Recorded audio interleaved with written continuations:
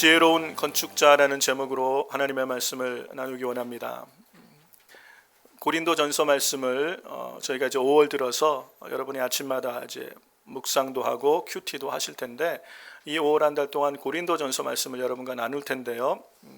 이 고린도전서라는 말씀을 우리가 풍성하게 이해하기 위해서는 한 장 한 장의 내용의 말씀들도 우리가 묵상을 하지만 고린도전서 전체가 어떤 책인지를 여러분이 큐티를 하시면서 개괄을 한번 읽어보시고 또 말씀을 묵상을 하시면 큰 유익이 있습니다. 여러분, 우리가 이 고린도라는 도시의 사도 바울이 교회를 개척을 하게 됩니다.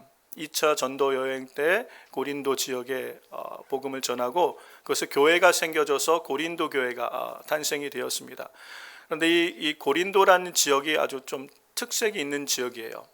그 당시에 이 예루살렘이 있던 수리아 지역과 거기서 조금 더 가면 터키가 있는 이 소아시아 지역, 이 지중해 동편에 있는 지역과 이 지중해 서편 유럽과 더 나아가 로마가 있는 지역까지를 연결해 주는 요충지가 이 고린도라는 지역입니다. 그래서 고린도는 세계적인 항구 도시였어요.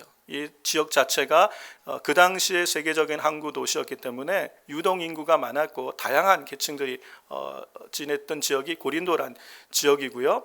이 고린도란 도시 그 바로 인근에 가까운 지역에 있는 도시가 우리가 잘 아는 그리스 아테네란 도시예요. 아테네. 이 당시에 철학이 항상 근데 철학이 발달하게 된 지역이 아테네잖아요. 우리가 잘 아는 소크라테스, 플라톤 이런 사람들이 전부 다 이 아테네 철학의 대가들이죠. 그 당시에 이미 그 철학이 왕성하게 일어나고 있었고 그 아테네 헬레니즘, 이 헬라 철학에 많은 영향을 받고 있었던 지역이 고린도란 지역이에요. 그러니까 세계적인 항구 도시로 많은 사람들이 살아가는 다양성이 고린도 교회의 특징이었고, 또한 이 헬레니즘의 문화권 안에 있었던 지역이 고린도란 것을 우리가 이해를 하면 이 고린도 교회가 어떠한 특징을 가진 교회인지를 우리가 이해를 할 수 있어요. 이 고린도 교회는 다양성이 존재했던 교회입니다. 사람들도 계층들도 다양했고 뿐만 아니라 성령의 은사가 다양하게 나타났던 교회가 이 고린도 교회예요.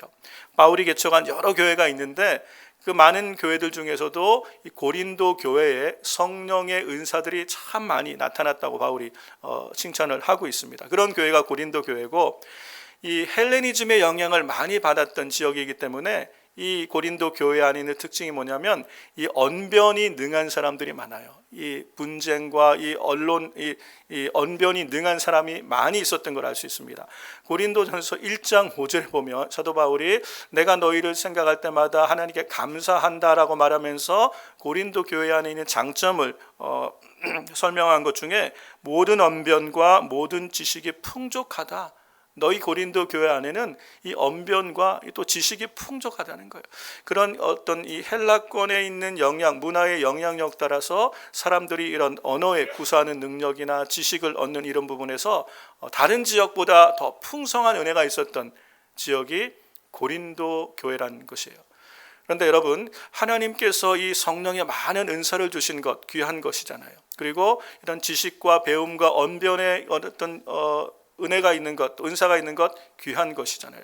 하나님이 주신 귀한 장점이 이 고린도에게 있는데 이 장점이 어느 순간에 단점으로 바뀌어버리게 된 거예요. 그게 왜 그래요? 인간의 연약함 때문에. 하나님은 은혜로 우리에게 주신 것인데 그 은혜를 받은 우리의 연약함 때문에 그 장점이 단점이 되어서 고린도전서 1장부터 4장까지 이어지는 내용의 대부분의 주제가 뭐냐면 분쟁과 관련된 이야기예요. 오늘 우리가 읽은 이 본문의 말씀도 바로 이러한 맥락 속에서 나오는 거예요. 분쟁이라는 맥락. 왜 분쟁이 생길까? 하나님은 다양한 성령의 은사를 주셨거든요. 그런데 문제가 뭐예요? 성령의 은사를 받았는데 이 받은 은사를 가지고 서로 자랑하는 거예요. 서로 자랑하다 보면 서로 키재기하는 거예요. 내 은사가 더 귀한 은사야? 아니야, 내 은사가 더 귀한 은사야? 내가 더 요긴한 은사야? 이러면서 서로 키재기하고 자랑하다 보니까 시비가 나고 시기와 질투가 생기고 분쟁이 생기는 거예요. 다툼이 생기기 시작하는 거예요. 그러다 보니까 갈등이 생기죠. 그 문제를 가지고 사도 바울에게 지금 우리 교회에 이런 갈등이 있습니다. 사도 바울 선생님 이것을 좀 어떻게 해결해야 될지 영적인 지도를 좀 해주세요 라는 편지를 보낸 거에 대해서 바울의 영적 지도가 바로 이 고린도 전서인 걸 알 수 있어요. 그러니까 고린도 교회 안에 하나님의 은혜가 있어서 성령의 은사가 많이 나타나고 그리고 또 다양한 또 그런 풍성한 지식과 이 언변의 은사가 있던 교회에 분쟁이 있을 때 그 분쟁을 조정하는 맥락에서 지금 이 본문의 말씀이 나오는 걸 알 수 있어요. 그러니까 성도들의 신앙생활하면서 수고하고 애쓰고 있는데 이것이 헛된 것이 되지 않도록 우리 주 예수 그리스도의 날에 우리가 수고한 모든 것이 예수님 앞에 칭찬을 받고 상을 받을 수 있는 그러한 공력이 되도록 신앙생활 해라라는 그런 맥락에서 지금 이 말씀이 주어진 것을 볼 수 있습니다. 오늘 우리가 읽은 이 본문의 말씀에 사도 바울은 지혜로운 건축자라는 표현을 쓰고 있어요. 우리 인생들은 다 예수 그리스도라는 터 위에 세워진 것이에요. 지금 이 본문의 말씀은요, 불타 없어질 공력에 대해서 이야기하고 불타 없어지지 않을 영원한 공력에 대해서 이야기를 하는데 이것은 우리의 구원과 관련된 문제가 아닙니다. 이미 우리에게는 모든 성도들에게는 이 변함이 없는 유일한 터이신 예수 그리스도가 계시고 이 위에 집을 짓는 모든 것은 구원과 관련된 것이 아니에요. 이미 구원받은 하나님의 백성들이 주님 앞에 서는 그 날이 있는데 그 날에 우리가 신앙생활하면서 수고했던 모든 것이 공력이 되어서 믿음의 집을 다 질 것이에요. 금과 은과 보석으로, 어떤 사람은 풀과 나무로 그런 공력을 지을 때 이것이 마지막 그날에 우리 주님이 시험하시는 날이 있는데 불에 다 타서 없어질 헛된 공력을 쌓은 사람도 있고 어떤 사람은 불의 시험을 지났지만 그대로 남아 있어서 주님께 칭찬을 받고 상을 받는 사람이 있다는 것이에요. 지금 이 얘기는 우리 주님께 받을 상에 대한 이야기를 하고 있는 것이에요. 그런데 어떤 사람은 신앙생활을 열심히 하고 나서 아무것도 받을 상이 없는 헛된 부끄러운 구원을, 우리가 읽은 본문에 해를 받게 될 것이다라는 말은 구원에서 떨어진다는 그런 의미가 아니라 하나님 앞에 심히 부끄럽게 될 것이라는 것. 우리가 구원은 받았지만 주 앞에 받은 은혜대로 살지 못하고 부끄럽게 불 가운데 겨우 구원받은 것처럼 하나님 앞에 너무 죄송한 마음을 갖게 될 수도 있다는 것을 얘기하는 것이고요. 반면에 어떤 사람은 우리 주님 앞에 칭찬을 받고 주님이 상을 주시는 그런 삶이 될 거라고 말씀하시는 거예요. 그렇다면 우리는 어떻게 똑같이 예수 그리스도라는 터 위에 변하지 않는 믿음의 반석이 되시는 예수 그리스도 위에 우리가 신앙생활하면서 믿음의 집을 지어나가는데 어떤 일을 할 때 이것이 헛된 공력이 되고 어떤 것이 헛되지 않은 영원한 공력이 될까? 여기에 대해서 사도 바울이 우리에게 주는 권면의 말씀을 잘 듣고요. 오늘 이후에 우리의 신앙생활이 헛된 공력이 되지 않는 우리의 모든 수고와 애씀이 우리 주님 오시는 그날에 갔을 때에 주님 앞에서 칭찬받고 상을 받는 그런 아름다운 열매를 맺는 성도님들이 다 되실 수 있기를 주의 이름으로 축원합니다. 먼저는 우리가 살펴볼 것이 무엇이 도대체 불타 없어져 버릴 공력이 될 것들이냐는 것이에요.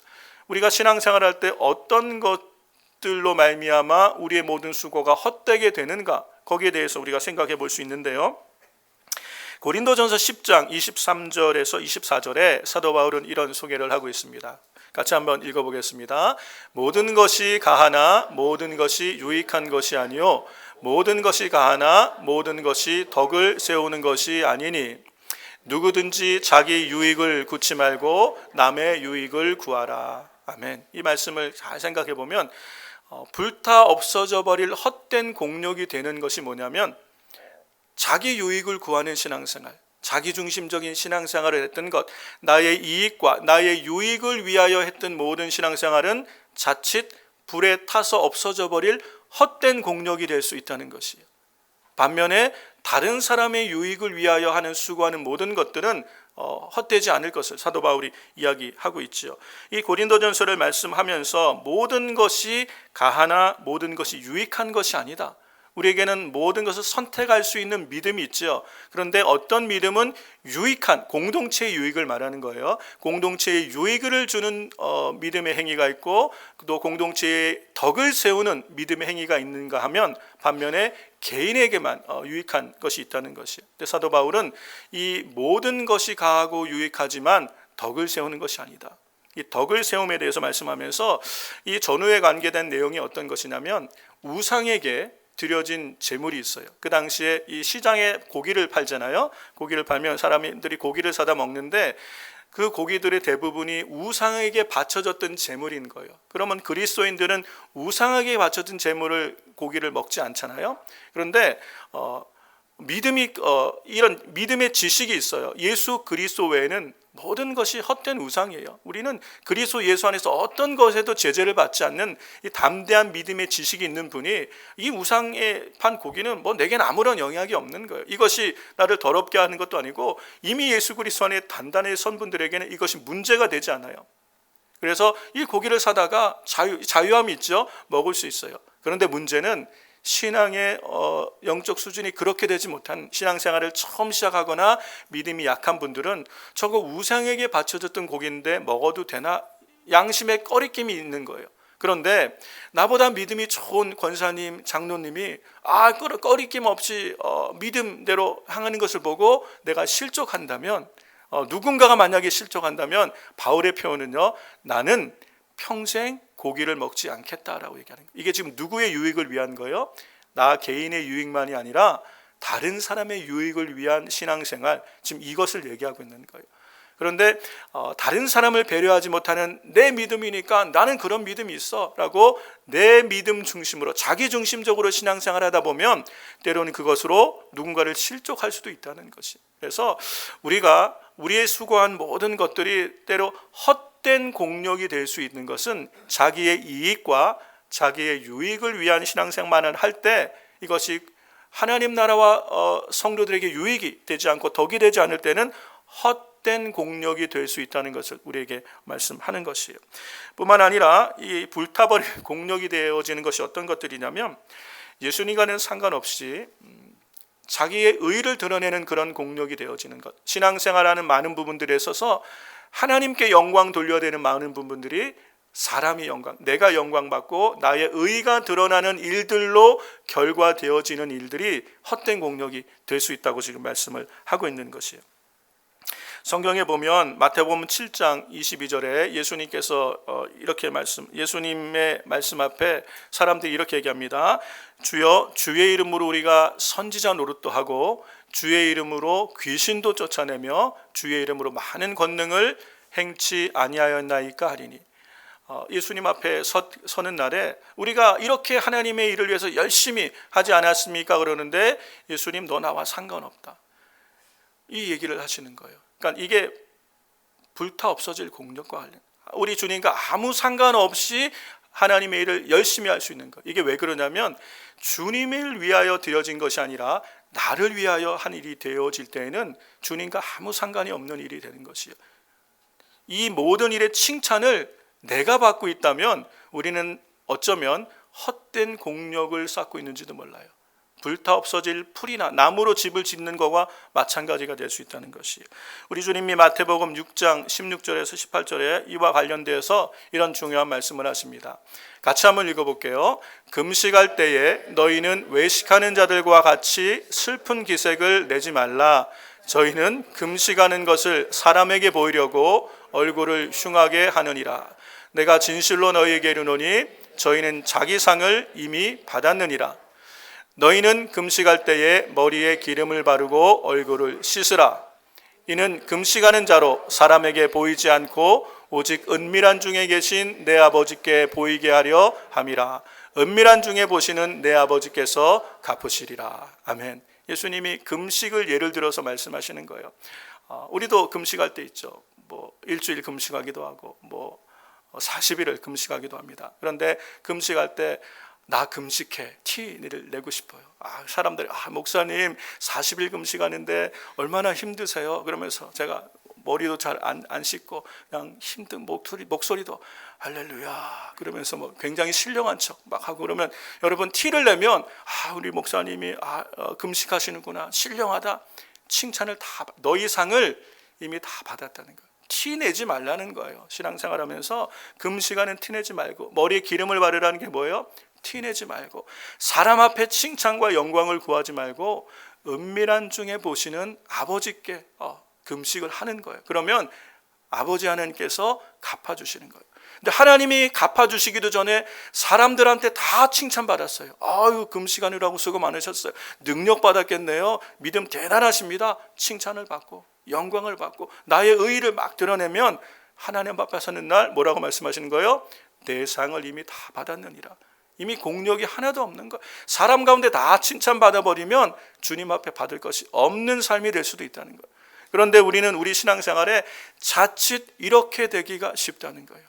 우리에게는 건강으로 열심히 주의를 하는데 사람에게 칭찬받으려고 사람에게 보이려고 하면 이게 불타 없어질 공력이 되는 것이, 우리에게 허락하신 물질도 마찬가지고 우리에게 허락하신 삶의 모든 영역에서 초점이 누구를 기쁘시게 하는 것인가, 이게 참 중요한 것이, 우리가 이 방향을 잃어버리고 자칫 사람들이 내 눈에 보이는 사람들에 보이기 위한 신앙생활이 자칫되면 그것은 헛된 공력이 되어질 수 있다는 것을 말씀합니다. 그래서 사도 바울은 갈라디아서 1장 10절에서 이렇게 얘기를 합니다. 바울 자신의 얘기를 하면서 세번역 성경으로 같이 보면, 내가 지금 사람들의 마음을 기쁘게 하려 하고 있습니까? 아니면 하나님의 마음을 기쁘게 해드리려고 하고 있습니까? 아니면 사람의 환심을 사려고 하고 있습니까? 내가 아직도 사람의 환심을 사려고 하고 있다면 나는 그리스도의 종이 아닙니다. 바울이 지금 변론하는 거예요. 내가 사람을 기쁘게 하려고 지금 이 일을 하고 있는 것이냐, 하나님을 기쁘시게 하려고 일을 하고 있는 것이냐, 너희도 알고 있지 않느냐 얘기해요. 나는 하나님을 기쁘시게 하기 위해서 이 일을 하고 있다는 것이, 사람의 평가에 일이 일비하지 않는다는 것이. 여러분, 오늘 이 믿음이 우리의 믿음이 되기를 주의 이름으로 축원합니다. 여러분, 우리의 수고하고 애쓰는 것 누군가가 알아주고 칭찬해주면 참 좋아요. 힘이 나죠? 힘이 나요. 아, 목사님 수고 많으십니다. 누가 한마디 해주시면 굉장히 힘이 나고 은혜가 돼요. 그런데 그것이 계속 반복되고 익숙하다 보면 그 사람의 칭찬을 위해서 우리가 자칫 하나님의 일을 하게 될 수도 있다는 것.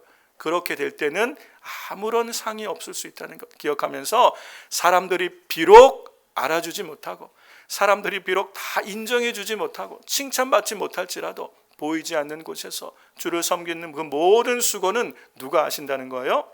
아버지 하나님께서 아시고 갚아 주실 줄로 믿습니다. 이 은혜가 우리 가운데 있기를 주의 이름으로 축원합니다.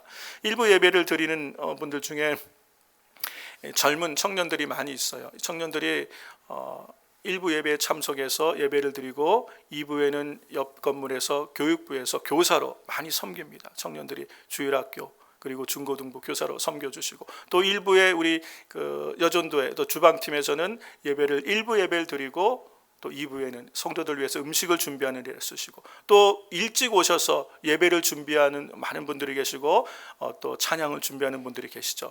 이렇게 우리는 하나님 나라의 일을 섬기는 데 있어서 사람들이 때로는 알아주지 못할지라도 우리가 보이지 않는 곳에서 주의 일을 감당할 때 이것이 사람의 칭찬이 아니고 하나님의 칭찬이 되어질 때 우리 하나님 앞에 서는 날 상과 또 칭찬을 받는 우리 순전한 교회 성도님들 되실 줄로 믿습니다. 이렇게 우리의 모든 수고가 불타 없어질 공력이 되어지는 경우가 있고요. 그 반면에 불타 없어지지 않을 공력, 우리 하나님 앞에 상이 있고 칭찬이 있는, 영원히 쇠하지 않는 그런 상이 되어지는 일들은 어떤 일인가? 그 첫 번째를 보면, 주의 몸된 교회를 세우는 일에 헌신한 것들은요 절대로 불타지 않을 공력이 된다는 것을 알 수가 있습니다.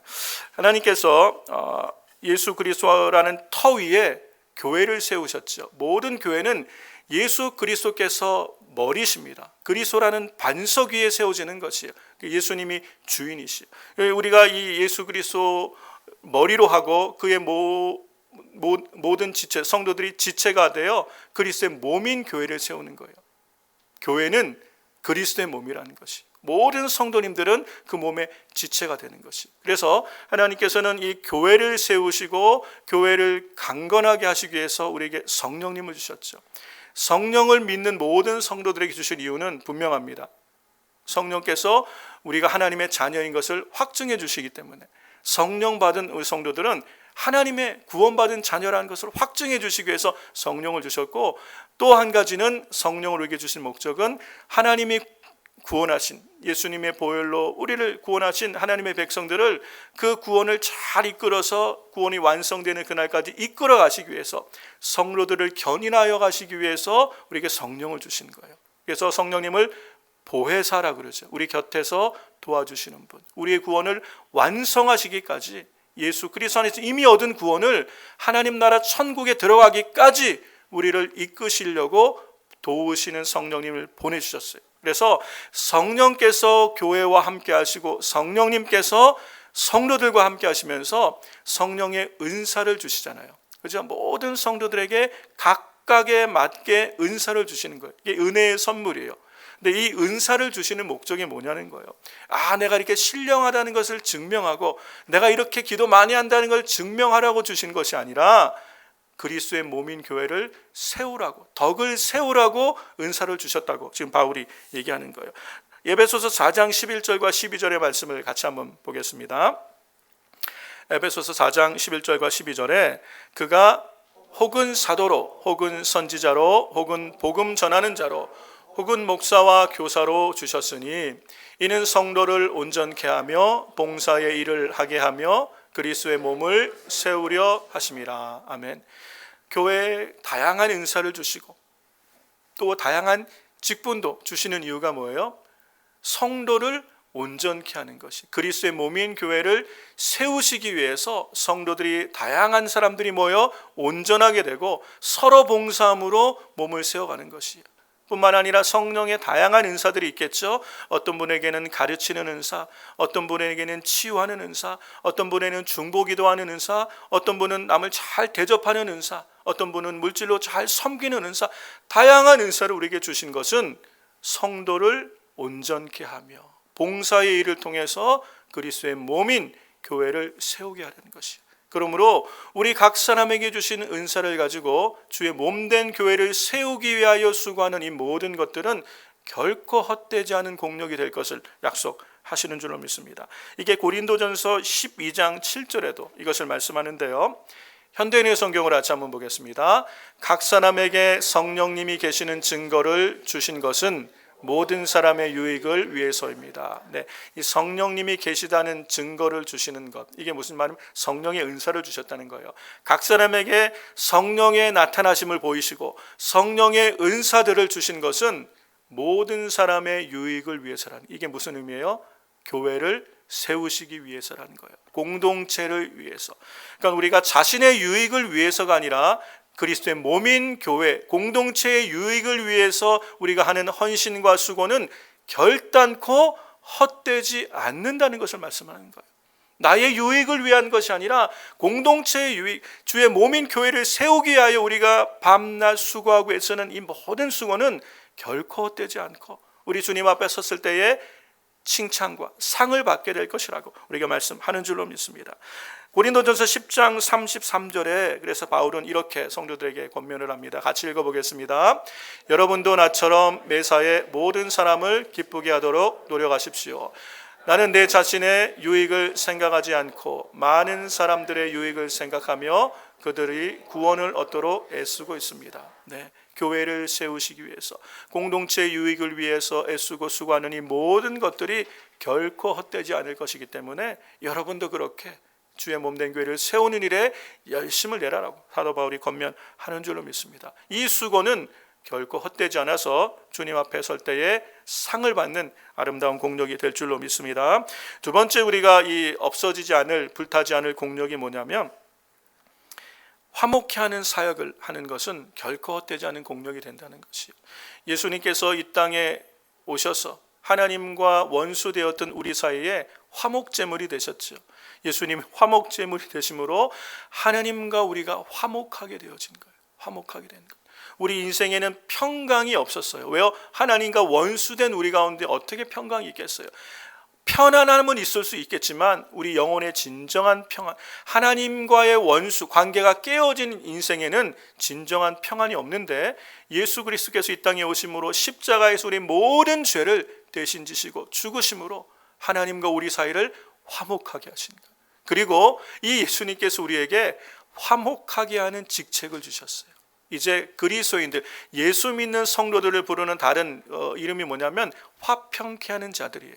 이 화목케 하는 직책을 주셔서 우리가 가정에서 또는 일터에서 또는 교회에서 우리가 만나는 모든 관계 속에 화평케 하는 자로 세워지는 이 모든 일들은요, 하나님 앞에 결코 헛되지 않은 공력이 될 거라고 말씀하십니다. 이 화평케 하는 일들 중에 가장 중요한 게 뭐냐면 하나님을 떠난 죄인들, 하나님 없이 살아가는 인생들을 하나님과 화목케 하는 영혼 구원이 있다는 것이. 그래서 마태복음 5장 9절에 예수님이 산상수훈에서 말씀하신 것 중에 화평케 하는 자는 복이 있나니 저가 하나님의 아들이라 일컬음을 받을 것이다. 여러분, 화목케 하는 일이 이렇게 귀한 거지. 성도가 하나님의 자녀죠. 하나님의 아들이라 일컬음을 받는 일이 화목하게 하는 일이에요. 화목하게 하는 일.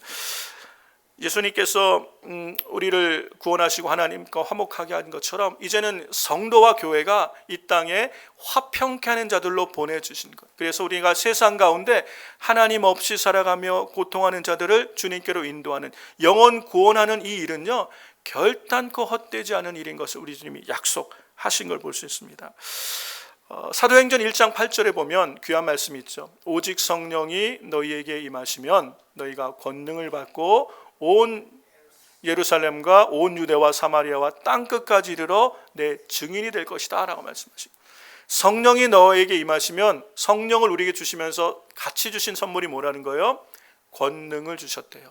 여러분, 예수 그리스도를 주님으로 믿고 영접한 우리 모든 성도들에게 성령이 함께 하시는데, 성령님이 우리 안에 오실 때에 권능을 함께 주셨다고 말씀하시는 거예요. 예수 그리스도 이름의 권세와 능력을 주셨어요.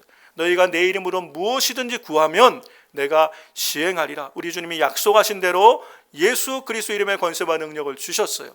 그래서 여러분이 주의 이름으로 기도하는 것에 하나님이 함께 하시고 하나님이 응답하시고 역사하시는 거예요. 그래서 믿음의 말, 이 믿음의 말이 기도잖아요. 기도로 선포할 때에 이 산을 명하여 바다에 던지오라 하며 그 말하는 것이 그대로 된 것을 의심치 않고 믿으면 그대로 이루시겠다고 말씀하신 대로 우리의 믿음의 기도에 역사하신 이유가 여기 있는 거예요. 그런데 이렇게 우리의 삶에 성령으로 함께 하시고 능력을 주시는 이유가 뭐예요? 그 이유는 증인이 되라고 우리에게 주시는 거예요. 하나님께서 교회와 성도들에게 성령을 부어주시고 성령의 은사를 주시고 우리로 잘되게 하시고 강하게 하시는 목적이 뭐예요? 복음의 증인되라는 것이, 예수 그리스도의 증인되라는 거예요. 그래서 우리는 가까운 이웃과 먼 이웃에게 예수님을 소개하고 그들로 하나님과 화목하게 하는 이 일에 쓰임받는 우리의 삶을 드리고 우리의 시간을 드리고 우리의 물질을 드리고 우리의 건강을 드려서 예수 그리스도와 복음과 하나님 나라를 위해서 수고한 이 모든 수고는 결코 헛되지 않을 것이라는 거예요. 그래서 사도 바울이 이 말들로 우리에게 권면하는 것이, 우리의 신앙생활, 사랑하는 성도 여러분, 우리가 예수 그리스도라는 반석 위에 우리의 신앙생활이 시작되는데 우리가 예수님, 우리의 모든 삶을 다 마친 날, 그날에 주님 앞에 설 때에 우리가 수고한 것이 다 헛된 것이 될 수도 있는 인생이 있고요. 그리고 그것이 다 불타지 않게 남아서 우리 하나님 앞에 칭찬과 상을 받는 성도가 있을 것이에요. 사랑하는 성도 여러분, 우리의 신앙생활은 어떻게 해야 되겠습니까? 여러분, 우리가 주님 앞에 서는 날에 주님이 우리를 보시면서 잘했다, 착하고 충성된 종아, 이 칭찬받는 저와 여러분들에게 주의 이름으로 축원합니다. 어떻게, 이 핵심이 무엇일까요? 왜 어떤 사람은 불타 없어질 공력을 남기고 어떤 사람은 불타지 않을 영원한 공력을 나눌까? 그 핵심이 무엇일까? 사랑이라는 것이에요. 나 자신을 주님보다 더 사랑하는 사람은 결국 우리가 수고한 것이 헛된 공력을 낳을 수밖에 없다는 것이. 그런데 나 자신보다 나를 구원하신 예수님을 더 사랑하는 사람, 주님이 나의 가장 사모하시는 주님, 가장 사랑하시는 예수님이 되어질 때 그 사랑하는 주님 앞에 설 날 주님께 받을 칭찬을 위하여 상을 바라보며 사랑으로 섬겼던 모든 수고들은요 헛되지 않은 공력이 될 줄로 믿습니다. 그러므로 우리 안에 예수님을 향한 사랑이 회복이 돼야 돼. 이 사랑이 날마다 새로워지고 날마다 넘치는 삶이 되어질 때에 우리가 사람의 칭찬보다 우리 주님께 받을 칭찬과 우리 주님 앞에 주의 얼굴을 보는 그날에 잘했다, 착하고 충성된 종아, 내가 수고 많았구나, 이 칭찬 듣는 게 우리의 삶의 기쁨이 되어진다면 우리는 우리의 모든 수고가 절대로 헛되지 않은 그런 공력으로 남게 될 줄로 믿습니다. 주님을 사랑하는 저와 여러분에게 이 은혜가 있기를 바랍니다. 마지막 말씀으로 고린도전서 15장 58절 말씀 읽고 말씀을 마치겠습니다. 우리 같이 한번 읽어볼까요? 그러므로 내 사랑하는 형제들아, 견고하며 흔들리지 말며 항상 주의 일에 더욱 힘쓰는 자들이 되라. 이는 너희 수고가 주 안에서 헛되지 않은 줄을 알미니라. 아멘. 여러분의 모든 남은 생의 신앙생활이 예수 그리스도라는 이 분명한 이 유일하신 영원한 반석 되신 터 위에서 결코 사라지지 않을 영원할 공력을 남겨서 우리 하나님의 기쁨이 되고 주 앞에 서는 날 칭찬과 상을 받는 저와 여러분 모두가 되시기를 주의 이름으로 축원합니다.